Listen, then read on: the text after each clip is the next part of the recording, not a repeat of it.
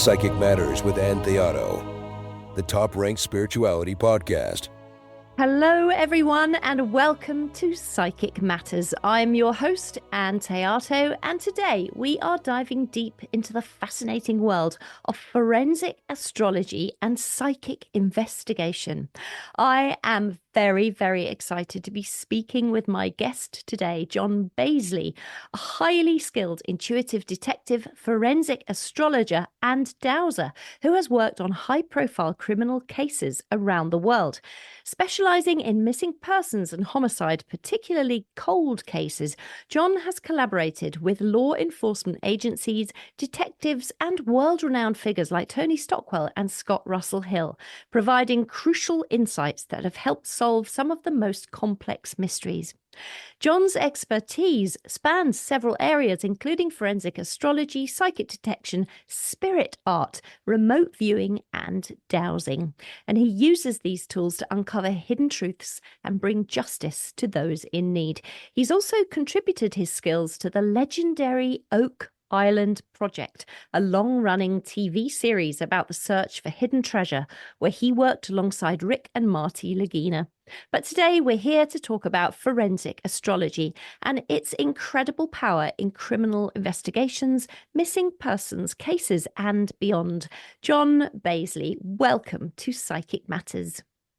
Hi, Ann. Happy to be here. Oh, I'm so excited to speak with you today. And I know you've got such a busy schedule, John, and we've been trying to meet for quite some time. So I'm just absolutely delighted that we've both managed to find time to spend together today. So to begin with, maybe you could explain for everybody what forensic astrology is. Well, really, forensic astrology is looking at crime through the lens of astrology, through the celestial bodies such as the sun, the moon, the stars, and we look at an event chart and we could see the crime in 360 degrees. Oh my goodness. Really? For real? Absolutely. How do you start? Where do you begin when you've got a case then? Well, first of all, with astrology, a lot of people are familiar with the birth chart. So you have a date of birth, a location of your birth, and then a time. But with forensic astrology, you have a date of the crime or the incident, you have a location of where it took place, but most importantly, you have a timestamp. So what is a timestamp? A timestamp could be when a 911 call was placed, when an Amber Alert went out, when a police report or missing persons report has been issued, a last witness seen, a last cell phone call, a last cell phone text. And you take that time and put it in the place where you normally would have had the birth time. And then a chart is cast. And what you see is the crime. Everything is there that you need to reveal what happened.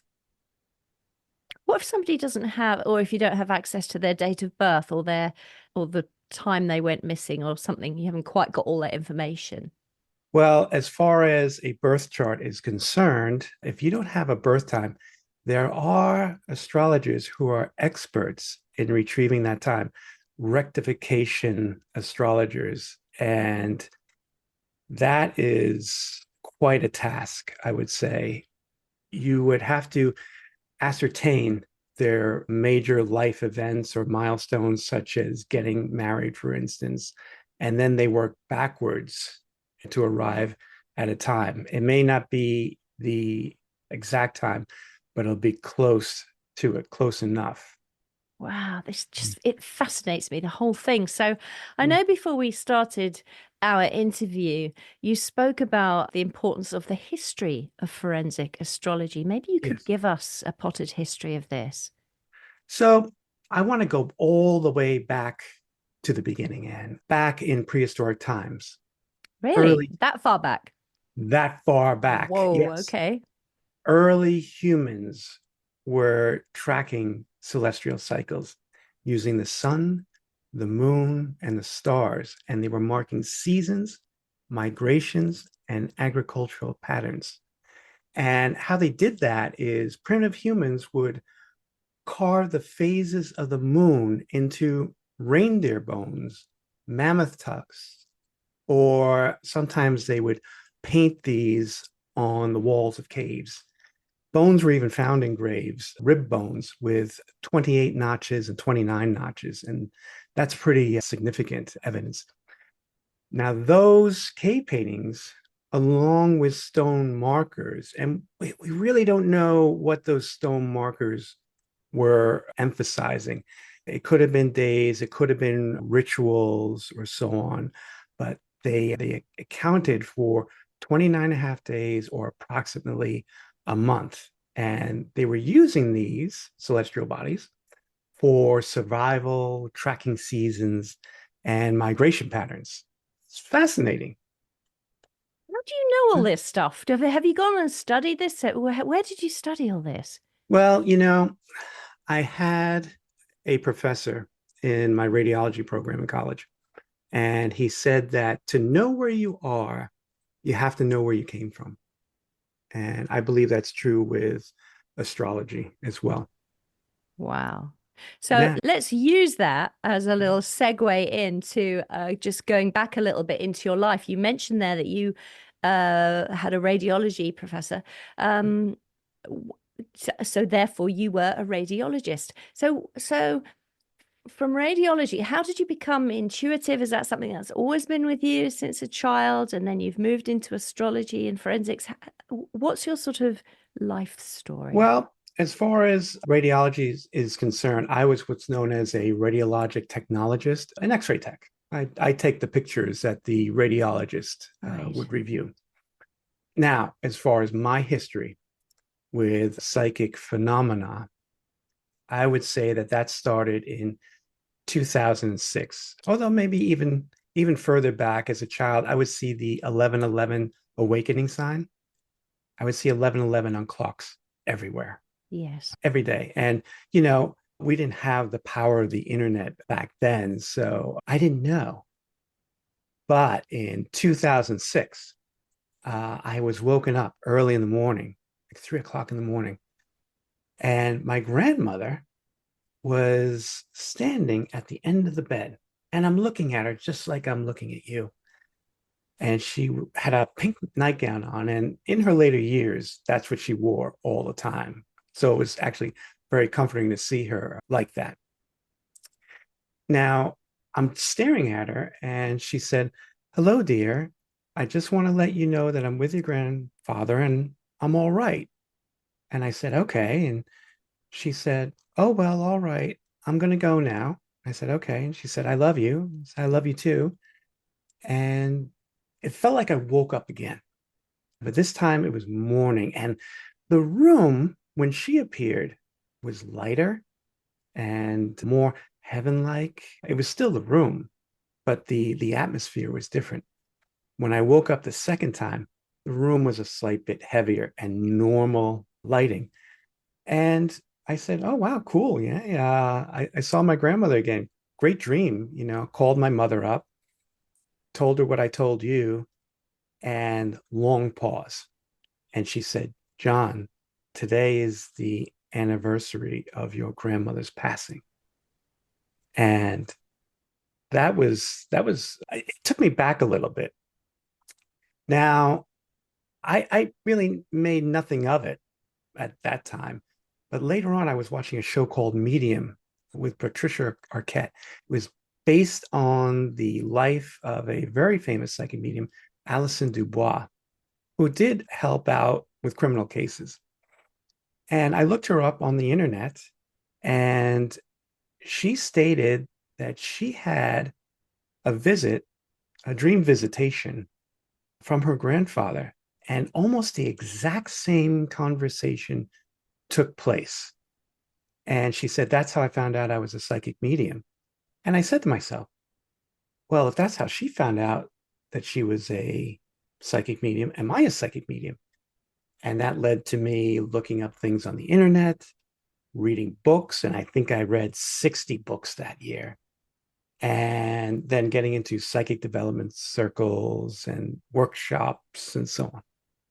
Yeah, and you've studied for a great many years doing all those I did. and building up your skills as a medium and as a psychic and in many, many areas.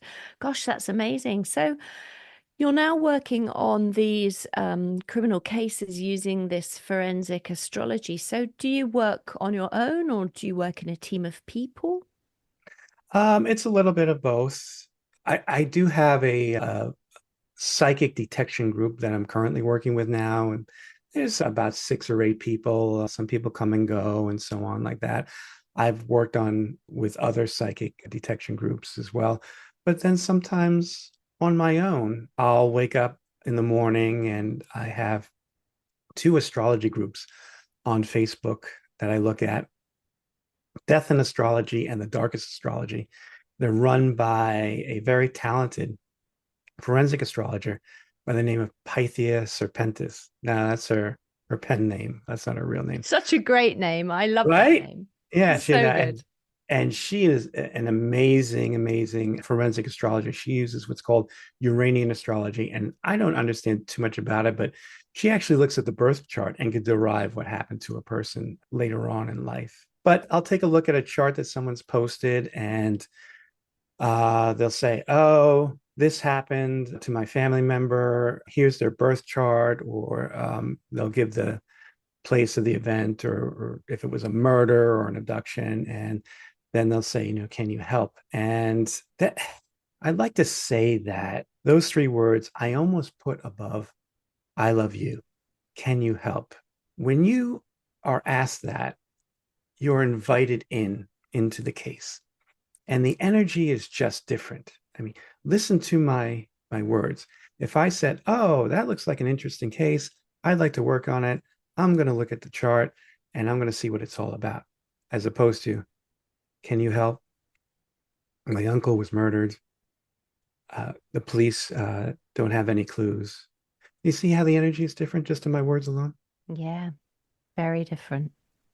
Very interesting. So if somebody did come to you then, John, and unfortunately, let's hope nobody does, but if they did come, and they obviously do, and say that my uncle has died, where do you begin? What is the process? So the process is, again, I will ask them to provide a date of the incident, the location, and then that timestamp. And I'll explain to them what the timestamp is, like I did for you before. And we call it casting a chart. The chart comes up and it's in a piece of software. I use AstroSeek, but there's many different types. It's free. Anyone can use it. It's all depends on what you're used to. And when I first look at a chart, I just kind of sit with it a little bit and just take it in. And, let me say, and you're a psychic medium, and you know that the area in which we do this work is so important. So, clutter free area, devoid of distractions, if possible. I like to be in the same area each and every single time to let that energy build up over time. And also, I like to sit just as I am now, sitting straight back, erect, and then clear my mind out. And when I'm looking at the chart, I'm taking it in. And then just right before I begin, I usually say a little prayer. And might I add, I've never told this to anyone before. No one, not my family members or anyone in my groups or anything. But I say this prayer at the beginning as a sign of respect. And I say, I see you. I see your light, your journey, your story. I honor your presence in this moment, beyond time, beyond distance, beyond space. May truth find its voice and may clarity reveal its path. I see you. Oh, And in that way, you're inviting that soul or souls in. And I truly believe that they can help you. And when I say souls, not just humans, but animals as well can help you out. I've done some cases for mysterious cats, and let me tell you, they're the fastest charts that I do. I believe the cats literally help you and show you exactly what happened. That is such a beautiful, moving, it's not an incantation, but it is in a way. It's like a mantra, or like you called it, a prayer to begin with, to set the scene, to invite them in to assist in the process also. Beautiful. Yeah, I think it's a nice sign of respect and showing them, I'm here to do this work. I'm here to help your family members, the police, or anyone else uncover what has taken place. Now, from that point, I believe that you have to have an entry point into the chart. Now, the entry point is different for every forensic astrologer. Some like to look at the first house in the very beginning, and that will tell the story for them. The first house is the person, in this case, the victim, and their surroundings. So if they see a planet in there like Mars, that can mean a violent murder or decapitation, something horrific happened at that time. Or if the planet that is representing the victim is there, well, that means that they were in their surroundings or in a place of comfort. So it could even be the woods where they hiked. Now, for other people, they may look at Pluto. Pluto being the trouble point in the chart, because wherever Pluto is, there's chaos, destruction, upheaval. And it can give you a pretty big clue as to what's going on. Say, if it's in the eighth house, well, it could tell you that there's a death, but maybe that there's money involved, or the motivation was sex or revenge because Scorpio is overseeing that house. It could be an inheritance or an insurance matter, for instance. If it's in the 11th house, it could be a party or some networking or friends that are involved. In the sixth house, it's a house of work. So it could be that. It's also a house of health, house of small animals, house of stalkers. So you see where I'm going with this. Where Pluto is can give you a big first clue as to what's going on.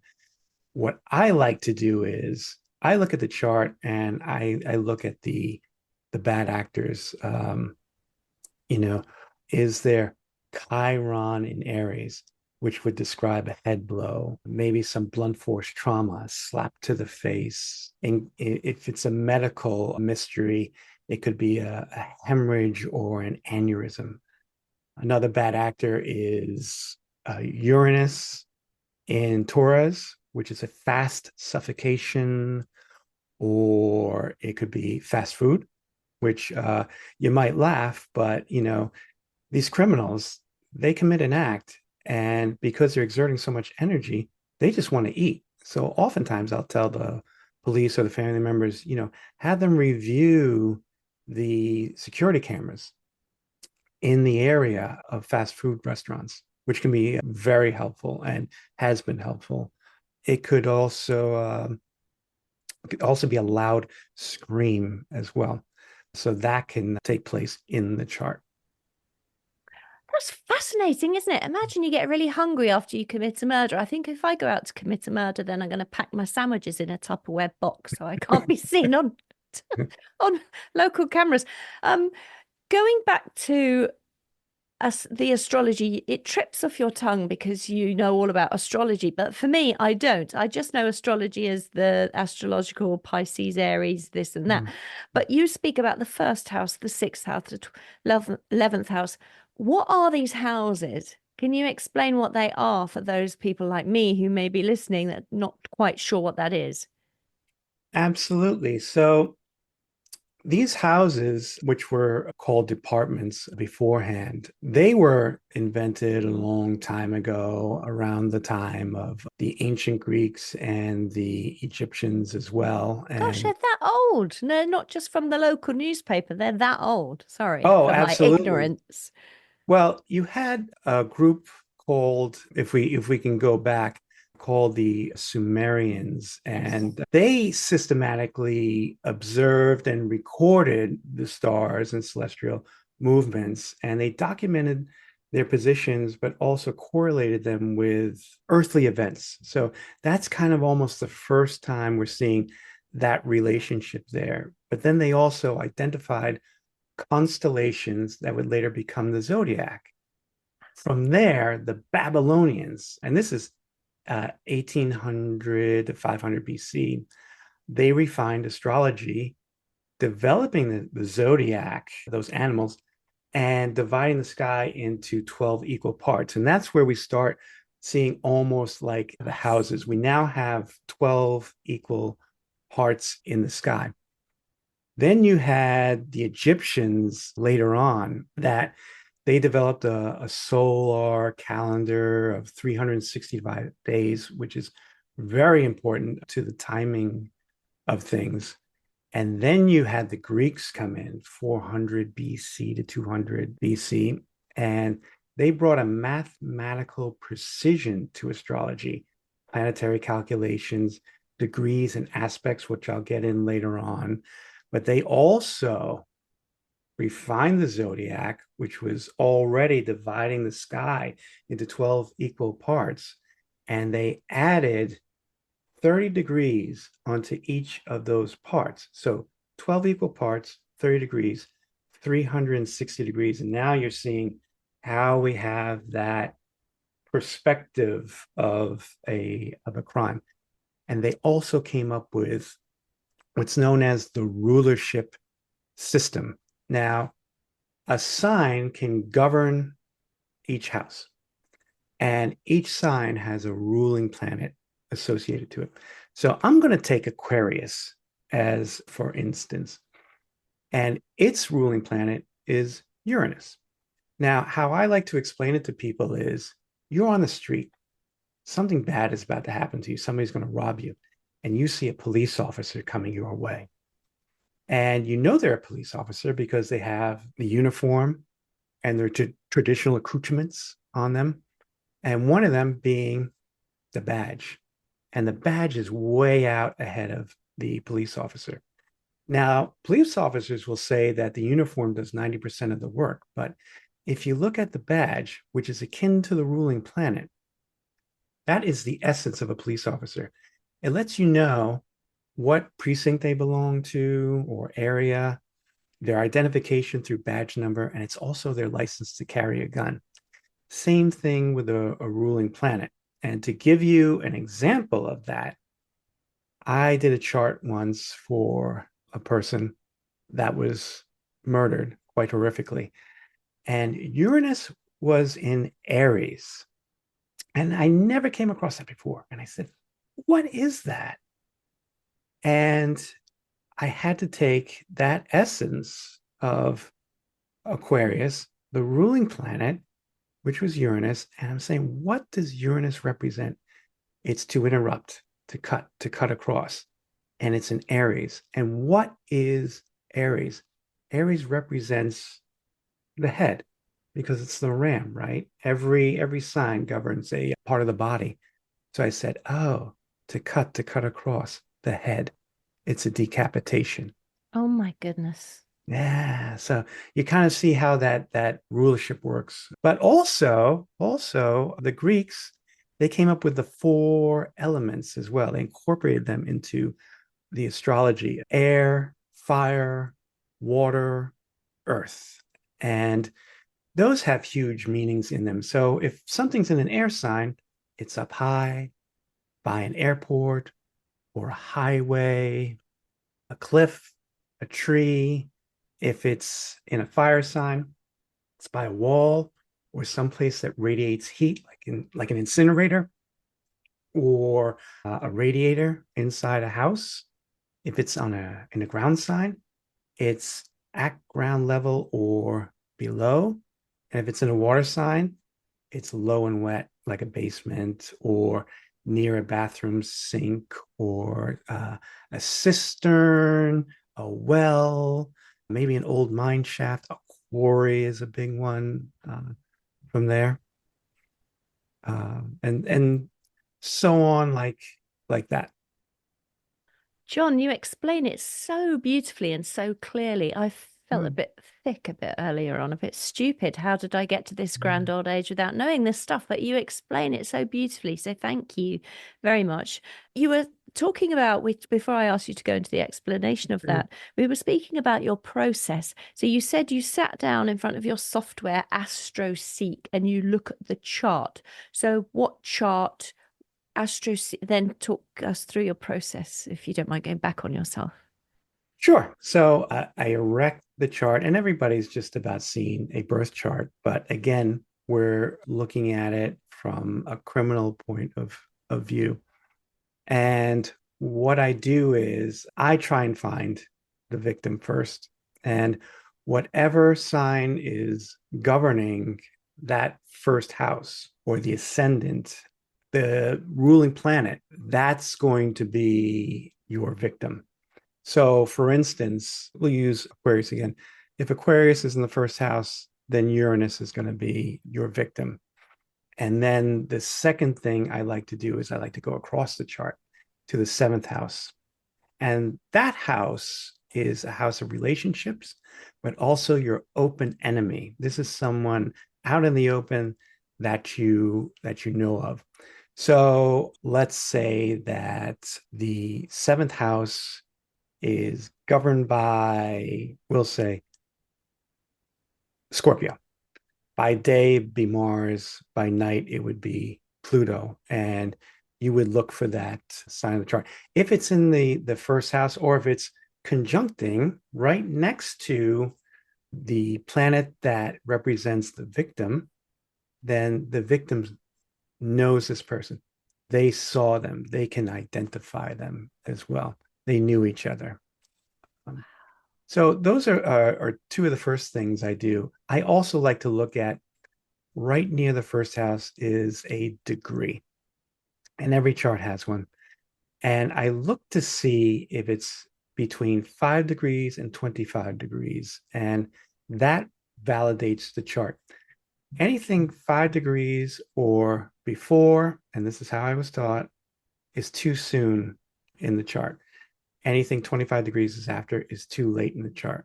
Now, I have done charts that have been at 0 degrees, and they were great charts. But I find that there's a sweet spot somewhere between 8, 10, and 18 degrees, sometimes 20 degrees. Right in there are really great charts.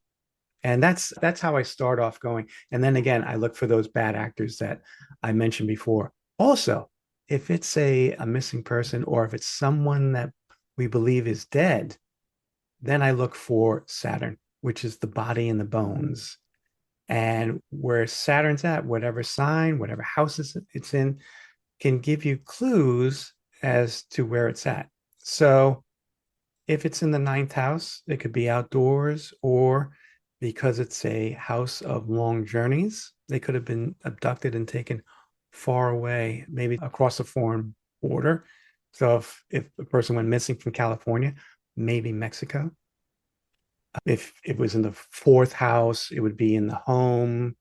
If it was in the 10th house, it would be out in the public. If it was in eighth house, it would be something darker that happened to the body. It's absolutely fascinating, but you also add something else into your work, do you not? With your intuition, your psychic ability, do you not psychometrize those charts as well?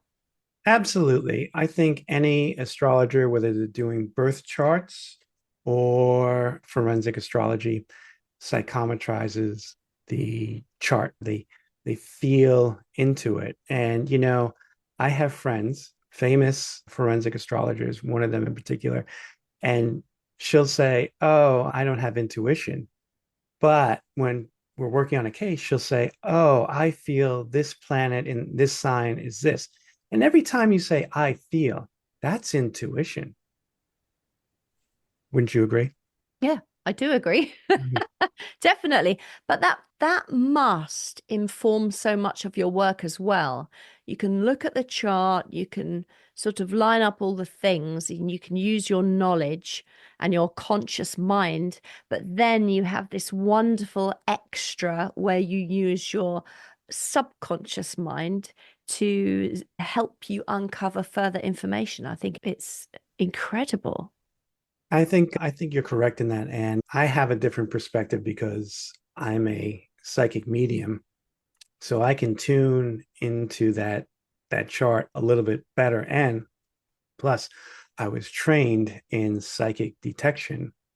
So again, my mind is geared to that, or my soul is geared to that as well.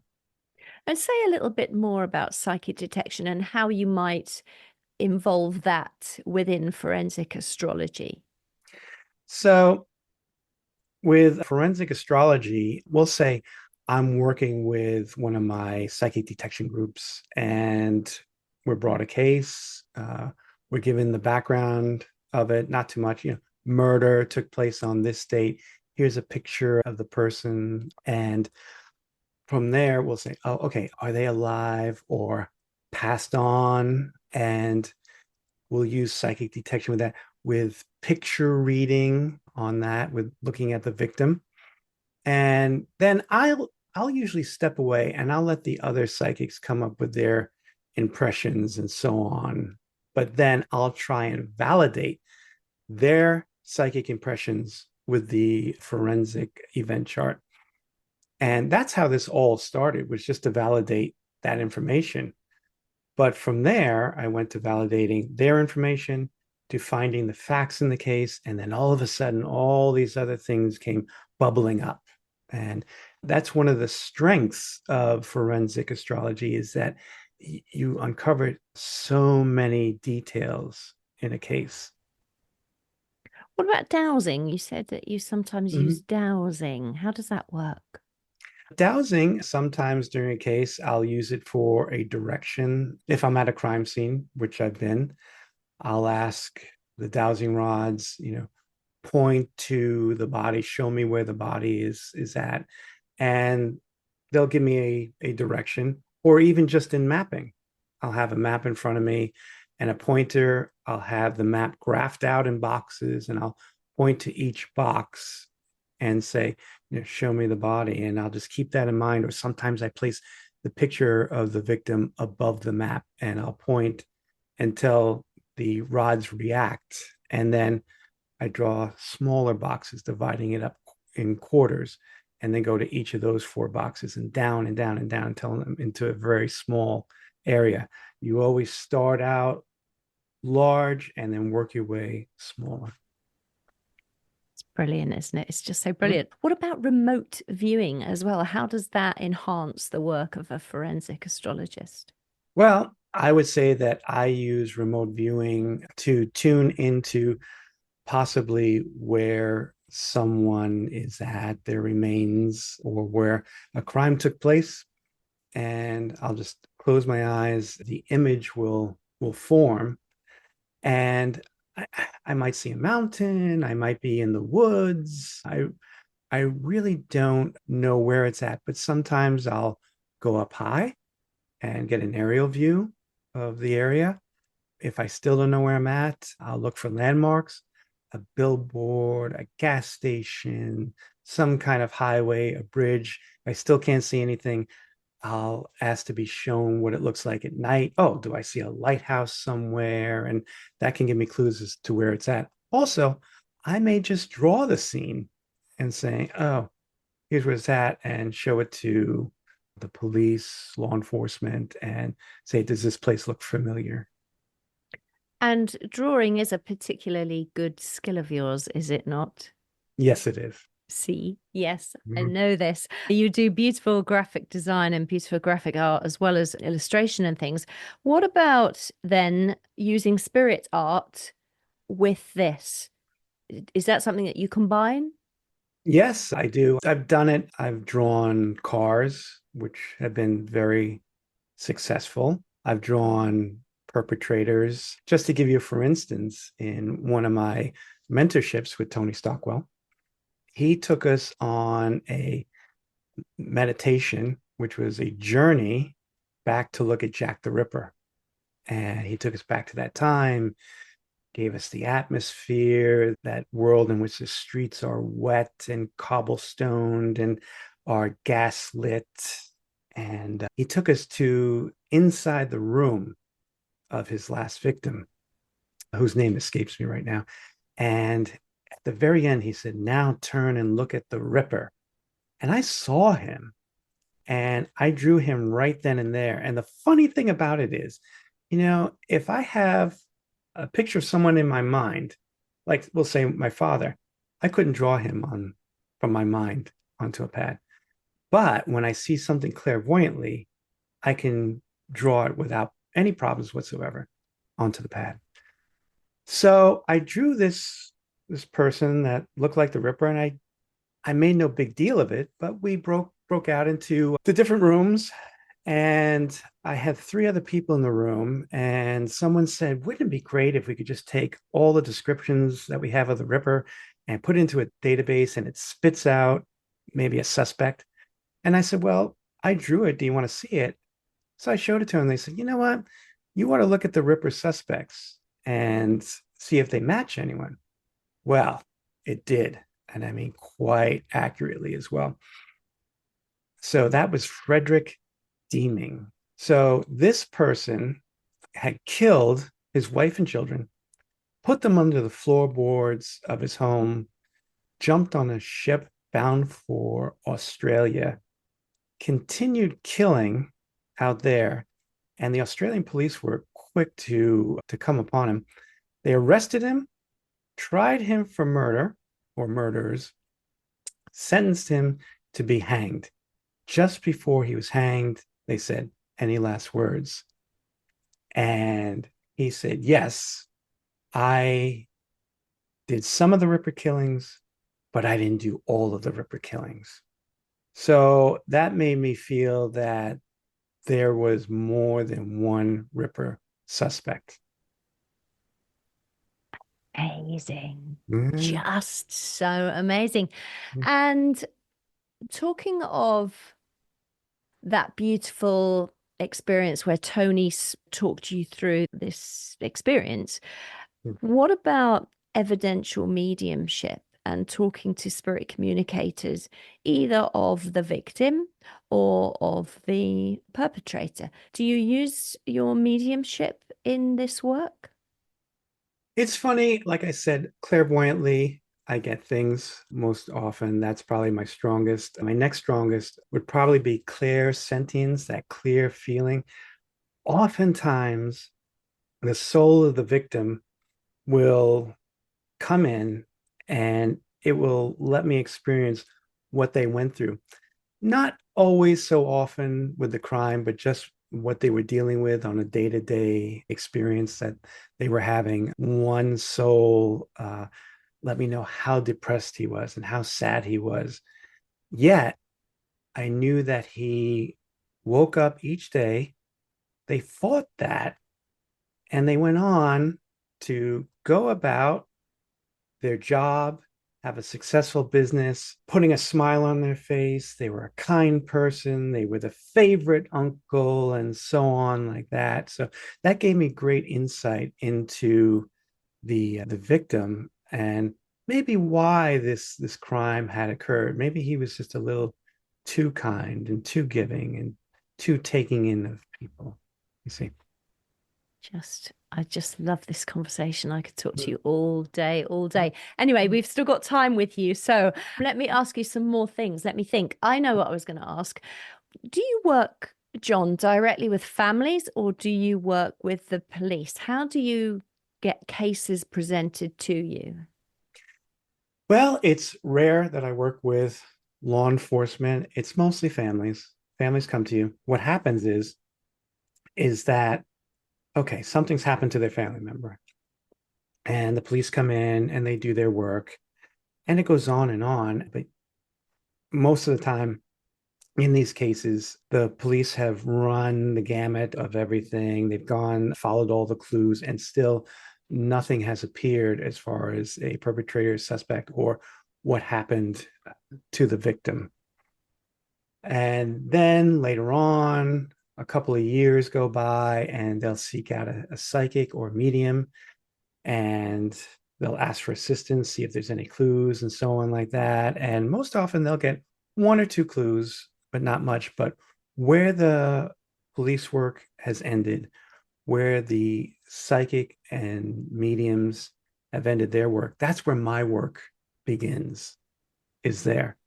And the wonderful thing about forensic astrology and psychic detection is that we can give a story as to what took place. Yes, we have the clues and so on like that, but it really brings a sense of solace to know what has happened to a victim.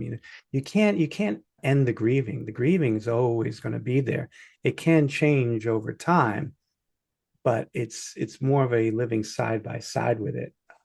I don't believe in closure. I don't think that there's any such thing as closure, but I do believe that we bring answers and can put a story to something, and we can shine a light onto what happened. We bring light into dark places, truth where there is no truth. That's really interesting to hear. And it makes me consider because I've been asked to work on cases as a medium for people that are missing by families or friends of the family. And I find it a really difficult place to be because if you're working with the police or law enforcement, you can give them everything that you get. But Mhm. with families, you have to be so careful giving them information not to be prolonging their grief or making it worse, or it's a very fine line that you tread there. It's very difficult, I find, so much so that I prefer to not work with families directly or prefer not to work directly with their friends of the family. I'd rather work with law enforcement. Yeah, I believe that you have to have a certain amount of detachment from a case, and that's your detachment from it. But by the time that the families get to me, I might say, "Oh, I have a report here for you. There's some graphic things in there." And most often they'll say, "John, we've heard everything, all the stories. There's nothing that you could say that can shake us." And I say, Right. "Okay, fine." And then there are the things that there's just no easy way to say it. So you do Yeah. say it. But again, I believe that it's in our work that healing takes place. Someone is passionate, someone comes in, someone's working on it, someone's saying, "I've got this," or talking about the victim, "I've got him. I'm going to work on this." And they're almost relieved. And then you come with this story, no matter how horrific, and you give them sort of a narrative of what took place during the crime. And then they don't have to speculate anymore. They can go in this endless loop of speculation for their whole lives, wondering what happened instead of knowing what happened, which again can bring some peace and some solace to the family. Mm, I totally agree. Did I hear you tell me once upon a time on one of our other chats that some of your files ended up on the desk of the FBI? Was that correct? Oh, yeah. Well, there was a famous case, Kylie Rodden, and I was asked to look at it from one area. There was a person living right there in the town, had asked another medium friend of mine who was her aunt, "Can you look into this case?" And she's like, "You know what? Psychic detection is not my thing. Can you look at it?" And I'm like, "Sure." But then also in one of Tony's classes or mentorships, it wasn't on psychic detection, but during a break, a woman asked, "Can you work on this case?" And it was the Kylie Rodden case, friend of the family. And he said, of course, sure. And then someone asked me from that class to look at it from a forensic astrology point of view. And I also used the rods to give a direction, and it was southeast. What's interesting about that case is three things took place. One is I had the correct direction, and that line went right over the body of water in which her body was found in a car, in the back seat of a car. There was another woman, Kirsty McIntosh. another forensic astrologer who did a YouTube on it. And she has a particular mapping technique that she uses. I use it as well. And it was deadly accurate to the point where two lines intersected. That's where the car was found. But, nobody's paying attention to the YouTube. Also, a psychic that I was working with, a friend of mine, she said, well, I'm getting that she's in the basement of the cabin in the woods. You know, well, as I said, Kylie Rodden was found in the back seat of a car under the water, 14 feet under the water. So this friend of mine said, wow, I was really off. I said, a cabin in the woods and basement. And I said, no. I said, I don't think you were wrong. I said, there's all different types of cabins. There's cabins of planes, cabins of ships, cabins of cars. And then I said, think about it. She was found in a car under 14 feet of water, low and wet. What is a basement? It's low and wet. So she had the energy come to her, but it was just slightly misinterpreted. And that's a thing that Tony says often is we're never wrong, we misinterpret. And he's so right. Yeah. Yeah, that's absolutely a great example. But that case, when I was done with my report, I guess they put everything together and they gave it to the family and they turned it over to the FBI. And where that went on the FBI, I don't know. And I never put my name on the report. I really don't need any recognition or anything like that. As mediums, we're not about the ego. That almost kind of gets in the way. But I've worked with some law enforcement and they've been great. I had one astrologer who was also a fantastic remote viewer. She used remote viewing exclusively for her psychic detection. And she had a case and she contacted me. Said, can you help on this one? And I said, sure. And she goes, I want to see how this forensic astrology works. And I said, okay, sure, fine. And she breaks out this legal size pad and she had 5 pages of information from remote viewing. And I said, what do you need me for? Look at all the information that you had. And she goes, no, I want to see how this works. I said, okay. So the detective asked her to see if we can come up with a suspect, a profile. I said, yeah, no, we could do that with forensic astrology. That's one of the things. So I can't remember what the sign was on the 7th house, but you can use that sign. It can give physical features, hair color, body size, face, and so on, their temperament and everything. And depending on what planet is aspected, so if there was an aspect to, we'll say, Neptune, they could have blue eyes or oily skin because Neptune governs oil. So it also governs plastics and gasoline and so on, like that. So kind of seeing how it works. So she said, hey, I saw a red pickup truck. And I almost roll my eyes at things like that. Red pickup truck, the person's been trafficked, or I think that their remains are by a body of water. And when you think of it, almost everything is by a body of water. Red pickup trucks, you hear that often from other psychics and everything. But I said, okay, we'll look at that. Well, there was an aspect line to Mars. Mars can represent metal. Mars can also represent the color red. So I'm like, there you go. And conjuncting that, what was right next to Mars was Jupiter. Jupiter's big, large, expansive. So there's your red truck. And I said, there it is. Now, I also use degrees, which I had mentioned before. Each house has 30 degrees and so on like that. So when a planet lands in there, it'll land at a certain degree. So 15 degrees is your accident and assassination degree because as you go through the house in degrees, it peaks at 15. And that's why you have your accidents. And then the energy starts going down there. 29 degrees is sinister and could indicate a change is about to take place. The next number is 0. 18 degrees is the evil degree. And so the degree that was at the planet representing the perpetrator told me several things, that they were in the neighborhood, public facing.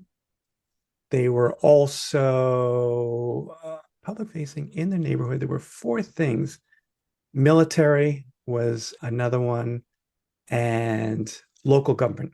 So those four things. So I gave that to her, and the detective came back and said, "Oh, you've just described my number one suspect. He's a firefighter." Oh, big red truck. Now that made sense. It wasn't his own vehicle, it was his occupational vehicle. And then everything started to make sense. Local government, public facing, the military. And if you think about it, those are all things that a firefighter is. Gosh, it's brilliant. It's just brilliant and so exciting. It must be such an exciting area to work in. Oh, it is. Yeah, no. And you know what the nice thing about it is at that moment, he said, wherever you tell me to go or to look at or who to talk to, I'm going to do it. It was just that little bit of validation. Yeah. Yeah. So, John, would it not be possible then, if we bring AI into this, to put into your AI database all the different meanings of the planets, all these different degrees, all the houses that we all now know about, in order to assist and help with forensic astrology? How would that work? Well, I think that AI could be an aid to regular astrology because there is so much information out there in the internet about traditional astrology. And that's what AI pulls from, like Chat GPT or DeepSeek. And I've used them and I've experimented with it. The problem with AI for forensic astrology is there's not that much information out there. There's maybe 6 books that are out there. There's very few websites that are helpful, very few magazine articles. So it doesn't really have much to pull from. So that's one problem. The other thing is Ben Affleck said AI can write Elizabethan, but it can't write Shakespeare. And it's so true because it's not the person. But for me, AI lacks one thing that we have. AI cannot feel. So it cannot feel into a chart at all. And it can't say, oh, I feel that this took place, or I'm looking at these set of degrees and I think it's that. When I look at the degrees, I have a document for each degree, and there might be some words associated with it, some short sentences, a phrase, or so on, like that. And they're about a paragraph in length. And I'm picking out words from there, words or phrases, or so on, like that. I don't know why sometimes in the beginning, but it all makes sense later on. AI can't do that because, again, it cannot feel. So brilliant. It's so brilliant. So we won't lose our jobs. Excellent.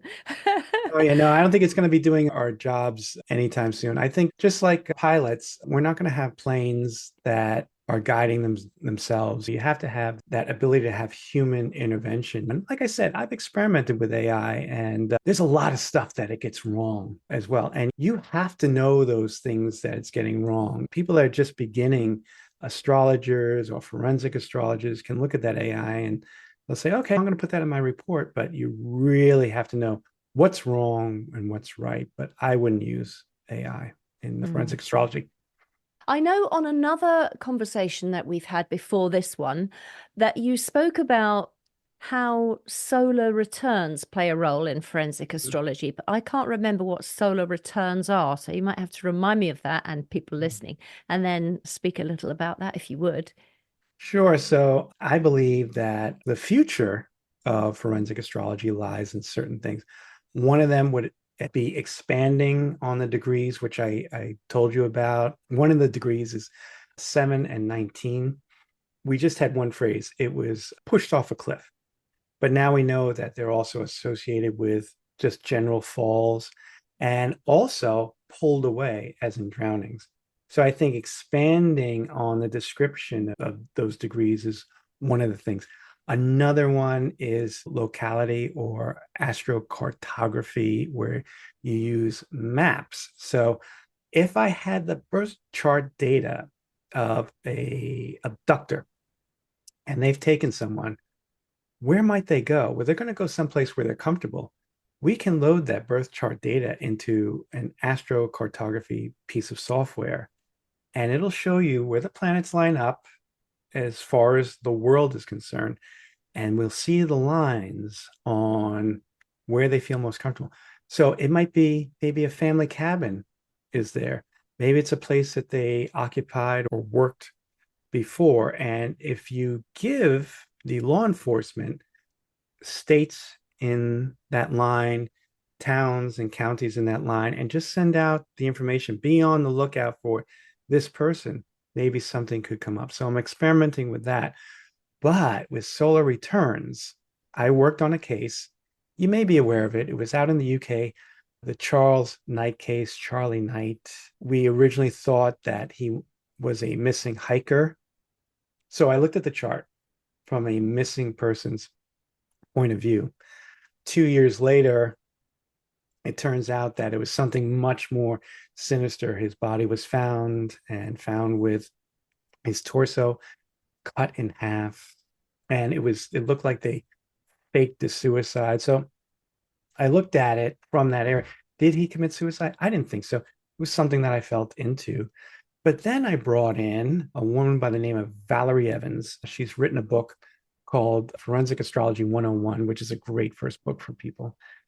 And I said, first of all, look over my work. Is my work sound? And like I said, Anne, there's no egos here. Let me know if I'm on the right track. She agreed with it, but she also added on to certain things. But she said, hey, I'm going to do a solar return chart.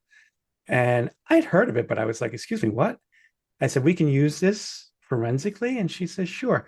Now, solar return is kind of a funny name because you can go a year ahead to where the sun was the year before. You go a year ahead to the exact same position of the sun and see what's going to take place. But in this case, we went a year before and we saw what was taking place before his murder happened. And we saw the themes that were taking place, some of the things that he was dealing with, impacting, influenced by, what planets he was influenced by. And we saw that, yes, he was very depressed, but we both didn't think that he would commit suicide. And we worked closely with the mother and advised her. Can't talk too much about the case because it is ongoing and I don't want to give any clues out there, but I'm quite sure she gave our report to the police. And we also advised her with how to handle the media and so on, like that. John, it's been brilliant talking to you. This topic it has got me really excited. I just think there's so much we can glean from this, and just from listening to you and your knowledge, it's been amazing. Just my final question would be, what do you hope to achieve with your work in the future in this area? Well, I would like to continue to hone my own forensic astrology knowledge. And you gain a lot just from experience alone.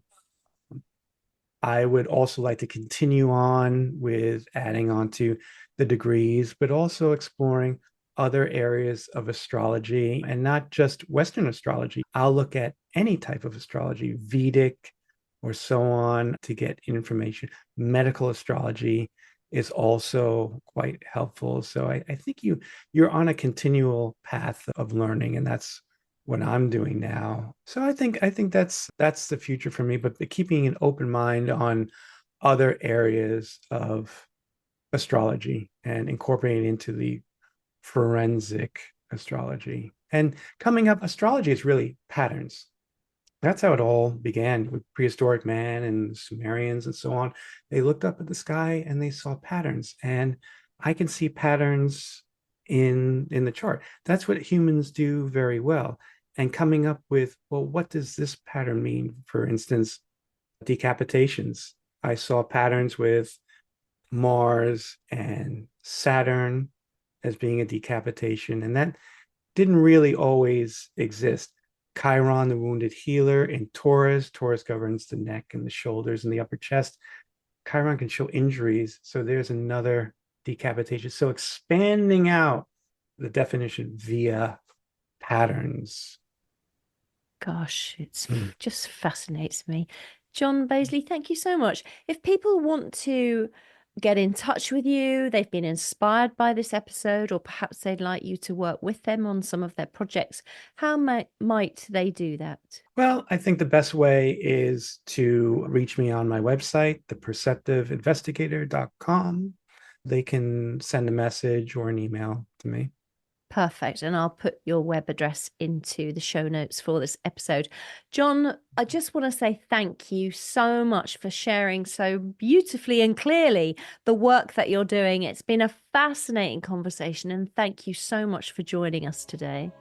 Oh, thank you, Anne. It's been an absolute pleasure and an honor.